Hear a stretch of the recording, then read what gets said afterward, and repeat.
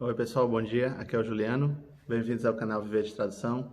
Feliz ano novo agora em 2022. Espero que todos tenham muito sucesso.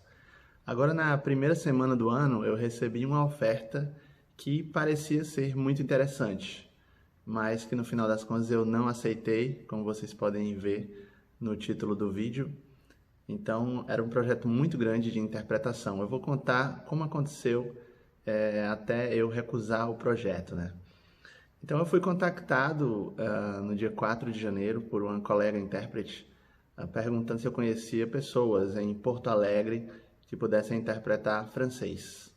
Eu disse que eu iria entrar em contato com alguns colegas em alguns grupos e ver se tinha alguém lá, mas que de toda forma eu também era intérprete de francês e que dependendo da duração desse evento, talvez pudesse até me levar, né? Por que não?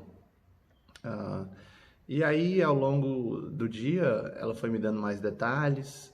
Ela disse que ia precisar de vários intérpretes, né, totalizando 8 intérpretes. Aí eu falei logo: se são 8, com certeza você não vai encontrar esse número de pessoas em Porto Alegre. Você vai ter que trazer gente de fora. Então, dependendo da quantidade de áreas, talvez seja interessante me levar também, mesmo que eu more em Fortaleza, né? Um lugar bem longe de Porto Alegre. A gente foi conversando, foi conversando. Eu perguntei num grupo de alguns interessados, outras pessoas se prontificaram, poderiam ir de Brasília, de São Paulo, do Rio. E aí a gente foi vendo quais eram as possibilidades, né? E depois eu fiquei sabendo que era um projeto realmente muito grande, de 20 dias de interpretação. Uma equipe de 2 pessoas do dia 20 de janeiro ao dia 10 de fevereiro e outra equipe de 6 pessoas do dia 31 de janeiro até o dia 25 de fevereiro. E ela perguntou, qual diária você cobraria? Eu falei R$ 1.400, que seria uma diária muito legal, né? Se fosse pouco mais do que 20 dias, iria dar perto de R$ 35.000. Então, eu achei adequado. O primeiro problema que surgiu para mim era o seguinte: 4 semanas longe de casa. Isso aí já era o primeiro problema a ser superado, porque eu sou casado, tenho 2 filhas, daqui a pouco vai começar o colégio das meninas de novo. Então ia ter que pensar toda uma questão de logística, né? Quem vai levar as meninas para o colégio? Como é que vai ficar a minha esposa sozinha durante 4 semanas com elas? A empregada, talvez a gente tivesse que contratar mais uma pessoa para ajudar, ou então ela tivesse que ir para casa da minha sogra ou da minha mãe. Quer dizer, toda uma questão logística ia ter que ser pensada, né, para eu ficar longe de casa durante 4 semanas. Essa aí seria a primeira barreira a ser superada, mas por um bom pagamento, claro que daria para superar isso aí. E talvez elas pudessem até passar comigo 1 ou 2 semanas lá em Porto Alegre ao longo desse tempo, né? Como aconteceu no ano passado que eu fui para Curitiba interpretar um evento e as levei. A gente fez 5 dias de turismo lá antes desse evento. Depois eu trabalhei e voltamos. Mas enfim, essa questão de ficar longe de casa 4 semanas era uma questão a se pensar. Ah, Depois a conversa foi evoluindo e outras pessoas me disseram que tinha a questão de quando é que vai ser o pagamento, tal. Então eu fiquei sabendo que o pagamento seria 60 dias depois do começo do trabalho, né? Porque eu começaria a trabalhar no início de fevereiro, só seria pago no final de março. Isso aí também seria outro problema a ser considerado, né? Porque você depender, né, desse pagamento 60 dias depois é algo muito ruim. Outro problema que eu pensei foi a questão de depender apenas de um único cliente, quase que exclusivamente durante todo um mês.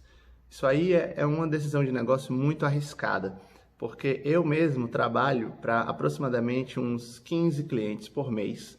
Isso significa que eu tenho um risco baixíssimo ou quase zero de dar alguma coisa muito errado, né? Porque se um cliente ou se 2 clientes atrasarem um pagamento ou até não pagarem, eu ainda tenho, né, 13 clientes ou 12 que vão cobrir aquilo ali. Então, imagine só você depender de um cliente em vez de depender de 15 clientes. é uma coisa arriscada, porque se o pagamento não for feito no dia, se houver um calote, e aí você comprometeu toda a sua renda de um mês. Então eu já tinha 3 problemas na mão. Um mês longe de casa, recebimento depois de 60 dias e depender só de um cliente. Mas aí vamos lá. Quando a gente foi avançando na negociação, ela disse que só poderia pagar R$ 800 a diária, né, durante os dias da semana, e me pagaria meia diária nos dias do fim de semana, que eu não trabalharia. Então isso significa que daria um total de aproximadamente R$ 19.000, ou seja, metade do que eu estava planejando, né? Então isso aí foi uma coisa péssima, certo? Quer dizer, uma diária de R$ 800 como intérprete não é nada bom. E aí ficou ainda mais difícil de eu aceitar esse trabalho, né? Agora eu já estava juntando aí 4 problemas, né? Diária baixa, longe de casa, pagamento com 60 dias e a questão de depender de um só cliente. E por fim, com outras mensagens que a gente trocou, eu fiquei sabendo que a gente iria trabalhar sozinho. Cada intérprete ia trabalhar sozinho. Ela não ia levar mais 8 intérpretes para trabalhar nesse período, mas apenas 6 ou 5, mais ou menos. Então, isso aí foi a gota d'água realmente para não aceitar o trabalho, porque imagine você trabalhar 4 semanas interpretando, né, cada dia sozinho, das 8 às 17. Isso aí não é possível de você fazer, é humanamente impossível. Se fosse interpretação simultânea, por exemplo, você interpretar 8 horas por dia sozinho, isso aí durante 20 dias corridos, né, ou 20 dias úteis, já seria uma impossibilidade até da própria fisiologia humana. Interpretação consecutiva, se fosse o caso, e parece que é o caso realmente, seria um pouco mais possível, mas mesmo assim muito exaustivo, muito cansativo e nada agradável, né? Então, assim, eu estava vendo que estava tendo uma precarização nesse projeto. Foi até mencionado que talvez fossem usados guias turísticos como intérpretes. Então aí eu já vi que o negócio estava desandando totalmente. Conversando com outras pessoas, eu acabei descobrindo que esse projeto, o valor inicial dele, de referência, teria sido R$ 703.000 para pagar, né, todos os 8 intérpretes, equipamentos, voo, hospedagem e alimentação, além dos intérpretes técnicos e outras pessoas da organização, gravação, transmissão online, ferramentas e tudo mais.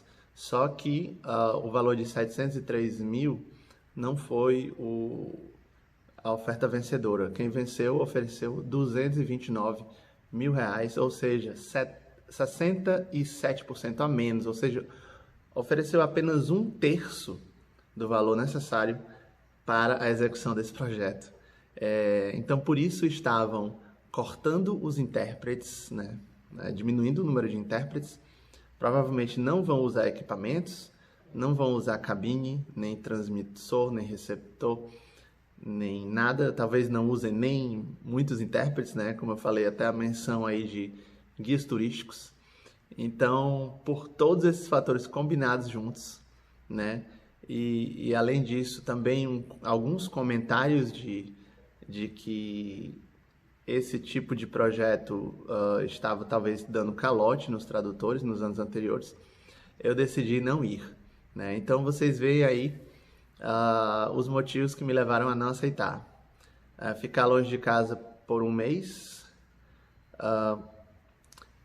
depender exclusivamente de um único cliente, trabalhar sozinho por uma diária baixa e esqueci agora o outro motivo, mas enfim, e recebimento depois de 60 dias, né, finalmente.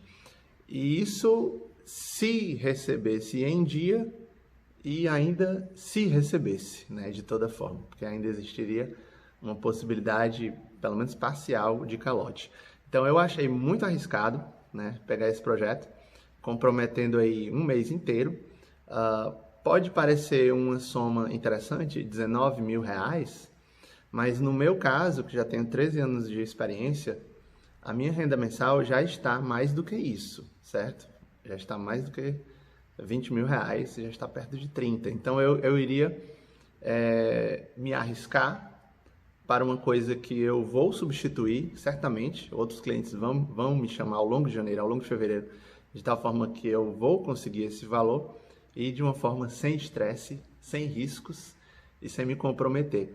E outra coisa, trabalhar sozinho como intérprete, né, durante vários dias e especialmente durante 20 dias úteis, pode comprometer a sua voz, pode comprometer a sua saúde, né, física e mental, tá?